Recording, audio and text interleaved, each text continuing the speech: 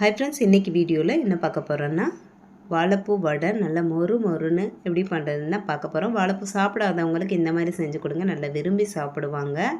இப்போ வாங்க இந்த வடை எப்படி பண்ணுறதுன்னு பார்த்துடலாம். இதுக்கு வந்து நான் 1/2 கிலோ கடலைப்பருப்பு வந்து நைட்டே ஊற வச்சுருக்கேன். ஏன்னா வந்து காலையில் இது ஒரு 50 வடை ஒருத்தவங்களுக்கு செஞ்சு கொடுக்கணும், 6:30க்கெலாம் கொடுக்கணும். அதனால் நைட்டே ஊற வச்சுட்டேன். நீங்கள் ஈவினிங் ஸ்நாக்ஸாக பண்ணுறீங்க அப்படின்னா ஒரு 3 மணி நேரம் ஊற வச்சாலே போதும். பருப்பு வந்து நல்லா ஊறினதுக்கப்புறமா சுத்தமாக தண்ணியே இல்லாமல் வடித்து எடுத்துட்டு மிக்ஸி ஜாரில் சேர்த்துட்டு கொஞ்சம் கொரகொரப்பாக அரைச்சி எடுத்துக்கலாம்.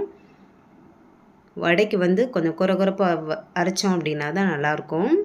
லாஸ்ட்டில் பருப்பு அரைக்கும் போது 1 ஸ்பூன் சோம்பு, 1 காஞ்ச மிளகாய் சேர்த்து நல்லா அரைச்சி எடுத்துக்கலாம்.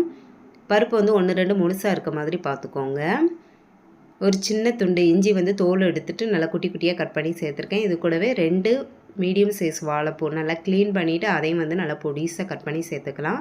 இது கூடவே ஒரு 10 பல் பூண்டு வந்து தோலோடையே தட்டி சேர்த்துக்கிறேன்.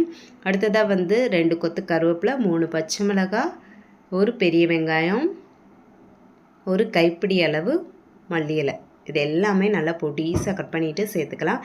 இது எல்லாமே வந்து அரைச்சும் சேர்க்கலாம், ஆனால் வந்து பொடிசாக கட் பண்ணி சேர்க்கும் போது அதோட டேஸ்ட்டே வந்து வேறு மாதிரி இருக்கும். இது கூடவே கொஞ்சமாக பெருங்காயத்தூள் சேர்த்துட்டு வடைக்கு தேவையான அளவு உப்பு சேர்த்து மாவை நல்லா கலந்து எடுத்துக்கலாம். இந்த பச்சை மிளகாய், வெங்காயம் இது எல்லாமே நல்லா பொடிசாக கட் பண்ணி சேர்த்துக்கோங்க.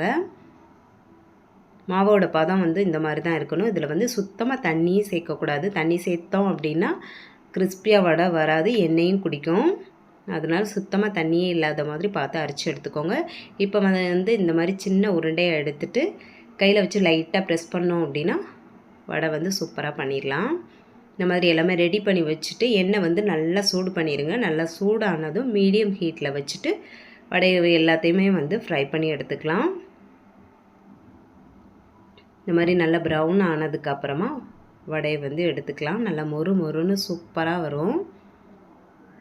வடை ஃப்ரை பண்ணும்போது எண்ணெய் வந்து மீடியம் ஹீட்டில் தான் இருக்கணும். ஹையில் வச்சுட்டு ஃப்ரை பண்ணோம் அப்படின்னா மேலே வந்து கலர் மாறிடும், உள்ளே வந்து மாவு வேகாமல் இருக்கும். அதனால் மீடியம் ஹீட்டில் வச்சுட்டு ஃப்ரை பண்ணி எடுத்துக்கலாம்.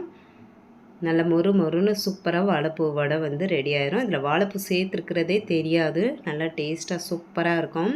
நான் இன்றைக்கி இது கூட சாப்பிட்றதுக்கு வந்து தேங்காய் சட்னி தான் பண்ணியிருக்கேன். இது அப்படியே சாப்பிட்டாலும் நல்லாயிருக்கும், தேங்காய் சட்னி கூட வச்சு சாப்பிட்றதுக்கு செம்ம டேஸ்ட்டாக இருக்கும். குழந்தைங்கள்லாம் விரும்பி சாப்பிடுவாங்க நல்லா மொறு மொறுன்னு இருக்கிறதுனால. கண்டிப்பாக நீங்களும் ட்ரை பண்ணி பாருங்கள். இந்த வீடியோ பிடிச்சிருந்தால் லைக் பண்ணிக்கோங்க. இதுவரை நம்ம சேனலை சப்ஸ்கிரைப் பண்ணல அப்படின்னா மறந்துடாமல் சப்ஸ்கிரைப் பண்ணி சப்போர்ட் பண்ணுங்கள். Bye friends.